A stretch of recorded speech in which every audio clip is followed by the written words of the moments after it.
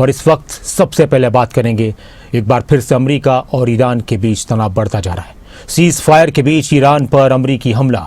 जी हां, एक बार फिर से इस तरह की स्थिति सामने आ रही है। मिडिल ईस्ट में सीज फायर की उम्मीदों के बीच हालात फिर से तनावपूर्ण हो रहे हैं।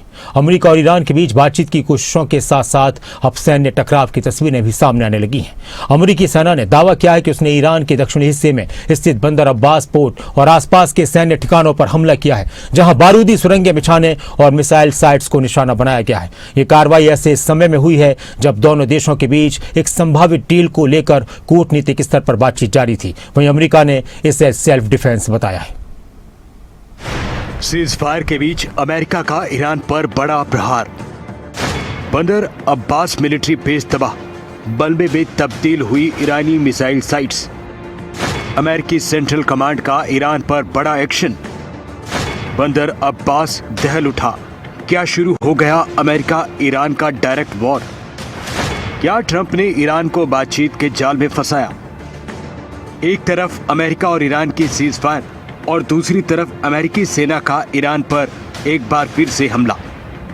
एक बार फिर से सबसे बड़े रास्ते स्ट्रेट ऑफ हॉर्मुज के पास बारूदी सुरंग बिछा रही ईरानी बोट्स को अमेरिका ने टारगेट किया।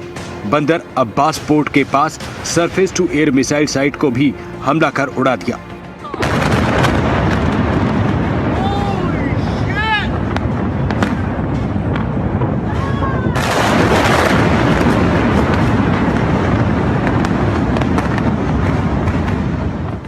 अमेरिकी सेंट्रल कमांड के मुताबिक ये एक्शन सेल्फ डिफेंस यानी आत्मरक्षा में किया गया।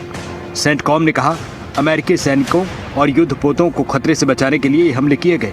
अमेरिकी सेना का आरोप है कि स्ट्रेट ऑफ हॉर्मुज के पास ईरान की बोट्स बारूदी सुरंगें बिछा रही थी। इस हमले से दोनों देशों की बातचीत में थोड़ी रुकावट जरूर पैदा हो सकती है। अमेरिकी सेना ने दक्षिण ईरान में बंदर अब्बास पोर्ट को टारगेट किया। मिसाइल लॉन्च साइट हॉर्मुज में बारूदी सुरंगें बिछा रही नावों पर हमला किया। अमेरिका ने ईरानी नावों को हवाई हमलों में नष्ट कर दिया। कार्रवाई पूरी तरह आत्मरक्षा में अमेरिका ने बताई है। IRGC हॉर्मुज जल मार्ग पर समुद्री बारूदी सुरंग बिछा रहा था। अमेरिकी खुफिया एजेंसी को इनपुट मिला और उसके बाद एक्शन हो गया। दिल्ली में क्वाड देशों के विदेश मंत्रियों की बैठक में पहुंचे अमेरिका के विदेश मंत्री मार्को रूबियो ने ईरान को लेकर अमेरिका का रुख साफ कर दिया है। I think our position is well stated. The president had a very important, I think, historic call just a couple days ago with a number of leaders from the region. I think there's strong alignment and agreement on what a preliminary draft should look like. I think that, like anything with something like this, and it's going to take a couple days to settle on even down to the disagreements over a word, sentence. So we'll have to work through that. If there's going to be a deal, we're going to have to work through that. But this is, it's either going to be a good deal or there isn't going to be one. बीते कई दिन से America और Iran में बातचीत की कोशिशें हैं। ट्रंप की तरफ से डील की कोशिशें हो रही हैं। अमेरिका और ईरान के बीच कुछ मुद्दों पर समझौते की दिशा में हल्की प्रगति जरूर हुई है, लेकिन कई पॉइंट पर सहमति बनी है, लेकिन कई पर बात अटकी पड़ी है। एक तरफ अमेरिकी फाइटर जेट्स ने दक्षिण ईरान के बंदर अब्बास पर भीषण बमबारी की है। दूसरी तरफ कतर की राजधानी दोहा में अमेरिका और ईरान के बीच डील का खाका तैयार हो चुका है। ट्रंप की नई शर्तें, यूरेनियम पर समझौता, समंदर पर हुआ लाइव एक्शन, आखिर पर्दे के पीछे पक क्या रहा है? स्ट्रेट ऑफ हॉर्मुज को लेकर तनाव सबसे ज्यादा है। अमेरिका चाहता है कि यह रास्ता पूरी तरह खुला रहे ताकि वैश्विक तेल सप्लाई बाधित न हो। स्ट्रेट ऑफ हॉर्मुज बंद होने से कच्चा तेल दुनिया भर में महंगा हुआ है। ताजा भीषण बमबारी के बीच कूटनीति की मेज टूटी नहीं है।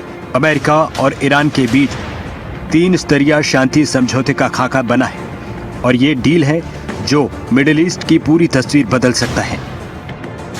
3 चरणों में डील का पूरा ब्लूप्रिंट है। पहला चरण, ईरान हॉर्मुज जलमार्ग को अंतर्राष्ट्रीय व्यापार के लिए तुरंत पूरी तरह खोलेगा।